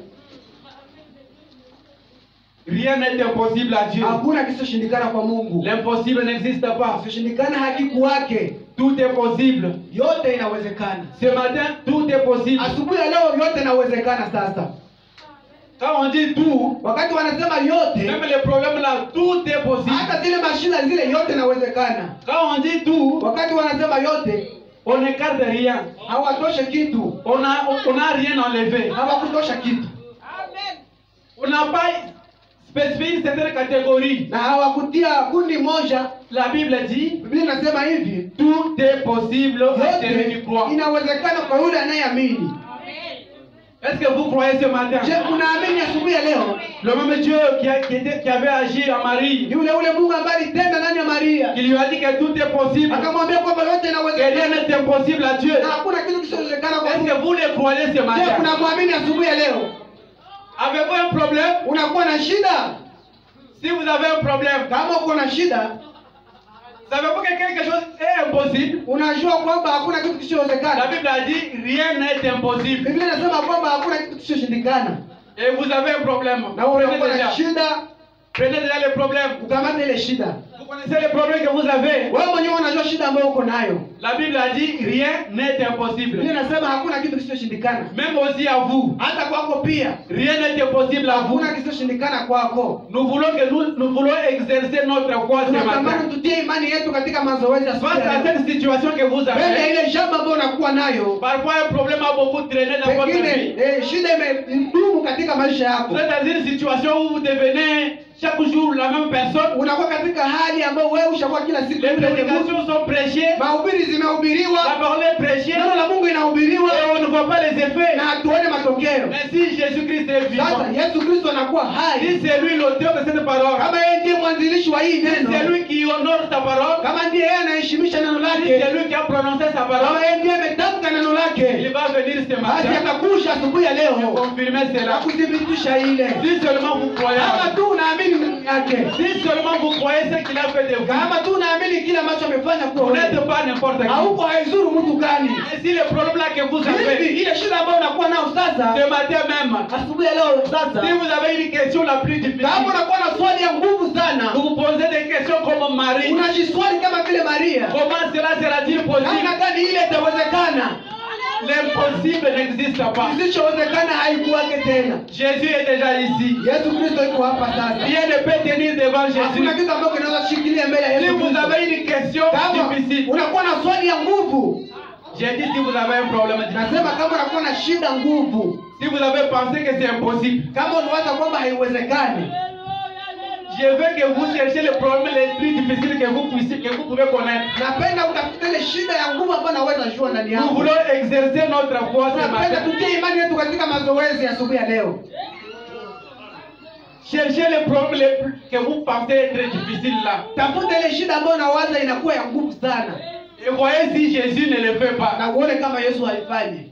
Avant de commencer, je vous ai dit, Basi mbele ya kuanza niliwaambia, moi je n'avais rien préparé. Yesu kutayarisha kitu, Je me suis seulement abandonné à Dieu. tutajiachilia tu kwa Mungu. Je lui ai demandé de nous précéder, Nikamwambia tutangulie, de venir de connaître les problèmes qu'il y a ici. akuje na kujua mashida ambazo Moi je ne tunakuwa. suis qu'un homme, je ne connais pas vos besoins. Wewe uko Mungu tu tujue shida Mais zetu. lui, il est Dieu. Lakini yeye ni Mungu. Si ce que nous venons de lire, c'est sa Kama parole, leo tumesoka hii, tumesoka croyez seulement en lui unaiamini na unaishikilia et qu'il kabisa. descende, Na yashuke il sasa. confirme cela. Athibitishe neno lake. C'est pourquoi je vous dis Ndio seulement, kwa maana nawaambia tu, rien n'est impossible. hakuna kisichoshindikana kwa Pourquoi Mungu. chercher ce qui est tellement Ndio kwa difficile là? maana tamana tafuta ile ambayo inakuwa nguvu sana.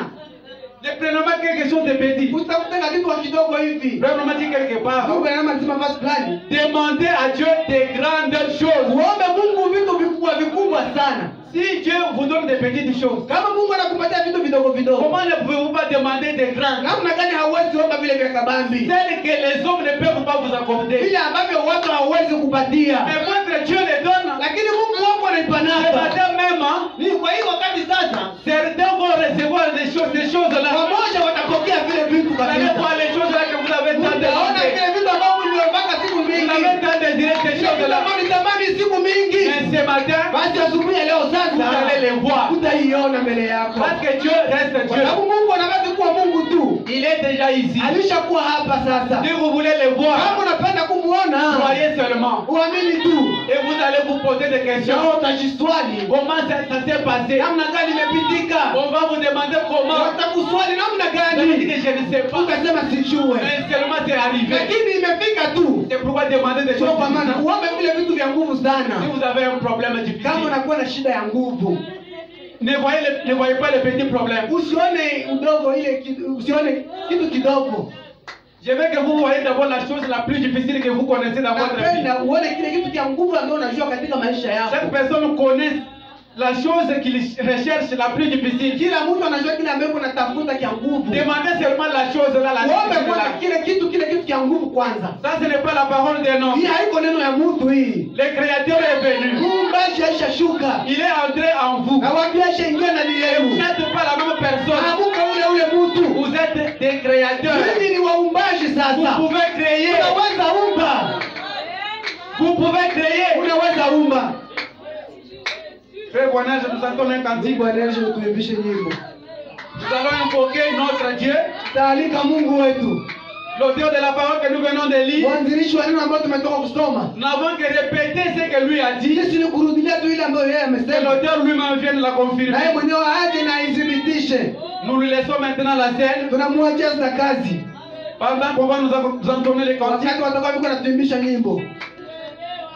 nous allons dire à Dieu la chose là Tutaambia Mungu ile kitu que ile. nous avons tellement désiré dans notre vie, Tunatamani sana katika maisha que nous yetu. avons longtemps demandé, Tumeomba Mungu usiku mais qui mingi. a beaucoup traîné. Lakini ilikawia Nous sana. voulons voir notre Dieu à l'œuvre. Tunapenda tuone Mungu wetu katika kazi. Lui, c'est le Dieu des différents. Yeye ndiye Mungu ambaye analeta Nous ne utofauti. devons pas être la même personne. Tupashe kuwa yeye yule jana leo. Nous devons changer. Tunapasha badilika. On doit voir quelque chose de neuf. Tunapasha kuwa na kitu fulani kia Il dit mpya. que vous avez créé un Dieu de réel, Anasema mumeamini Mungu wa un Dieu kweli vivant. na Mungu mwenye iko hai.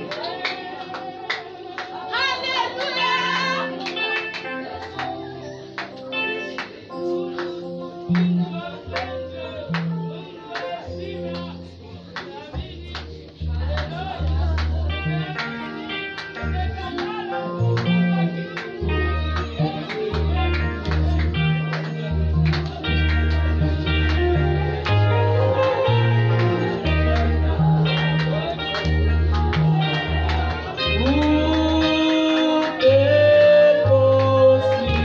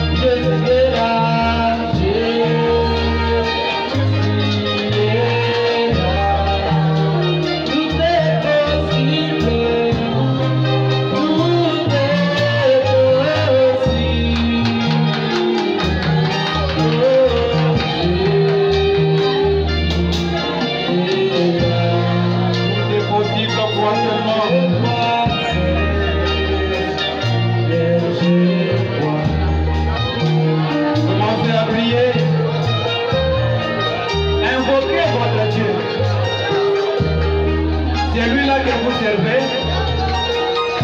qu'il vienne confirmer sa parole.